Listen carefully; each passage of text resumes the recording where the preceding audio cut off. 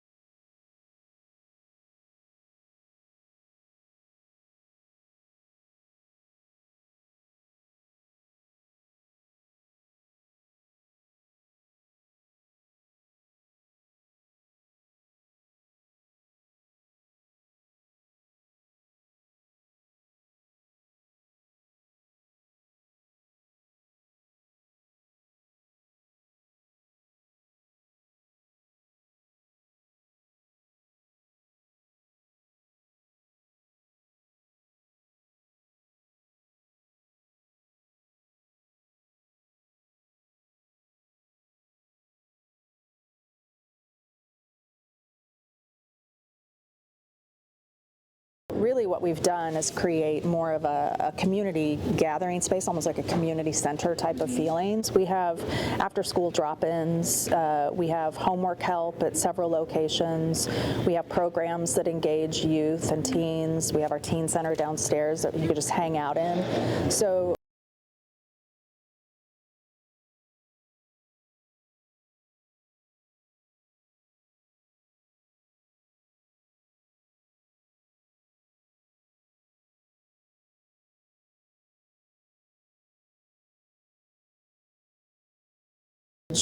the usage has tripled since 2015, maybe more so now. That was true through 2022, so it's probably even grown further. So many ways digital books have made reading much more accessible to all ages.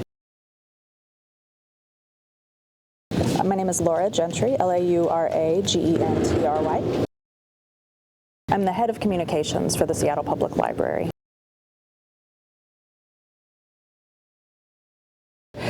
The trajectory of it is just through the roof. But like I said before, that hasn't taken away necessarily from the usage of physical books either. It's just another sort of platform for people to access the information that they want to access. So, we have invested really heavily in ebooks to make sure that our ebook collection is just as strong as our physical collection, that it gives people really what they're looking for, and that it can meet demand.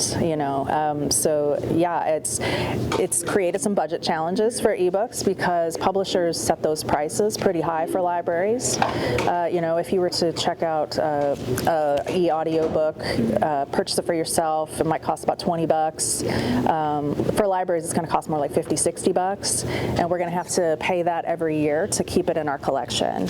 So, and that's per title. Yeah. So when you think about having, the Britney Spears e-audiobook that I loved so much, to have enough copies to be able to fulfill the demand for a book that's really, really popular and anticipated means that we have to invest more money. And, so that has been a little bit of a challenge, but we are finding creative ways to try to make sure that we stay within our budget means and still, create a world-class collection. And I will note that so last year we had a ransomware attack that affected some of our access, so I can't speak to 2024 numbers.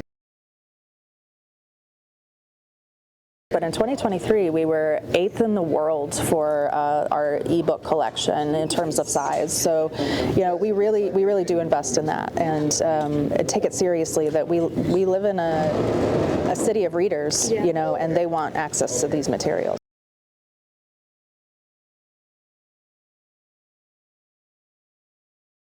Perhaps their use of books and reading happens at home, or out on vacation or whatever, but they're still coming to the library for different purposes.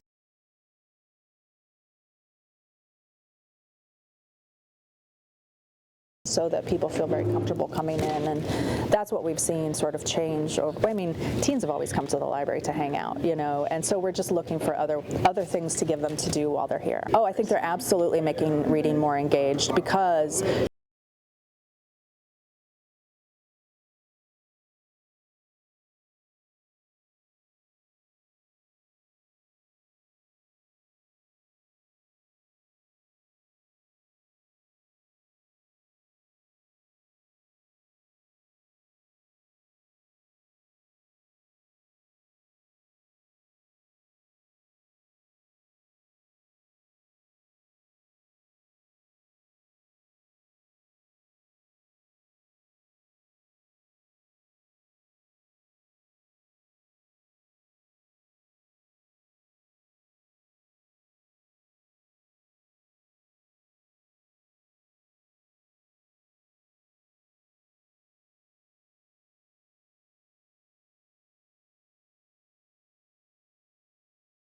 we try to be really engaging on our social media platforms. We're particularly active in on LinkedIn, or not LinkedIn, so we are active on LinkedIn, but that's not for youth.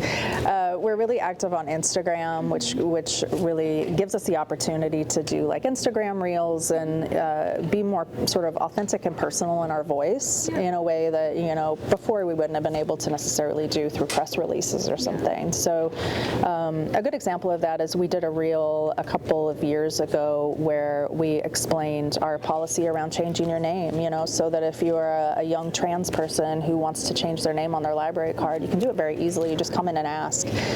So we try to share some of that, our policies, our resources, and make the content online social and engaging so that, they feel comfortable coming in.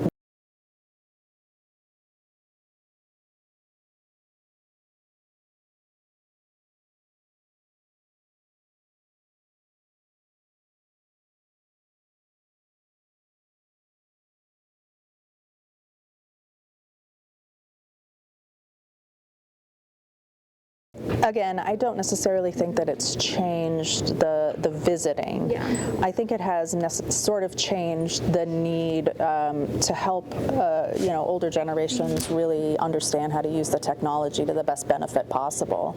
And so we've had classes about digital equity is a really strong focus here, meaning we want to make sure that people who don't have access or knowledge can get that access and knowledge through the library. So again, we provide computers, we provide Wi-Fi hotspots.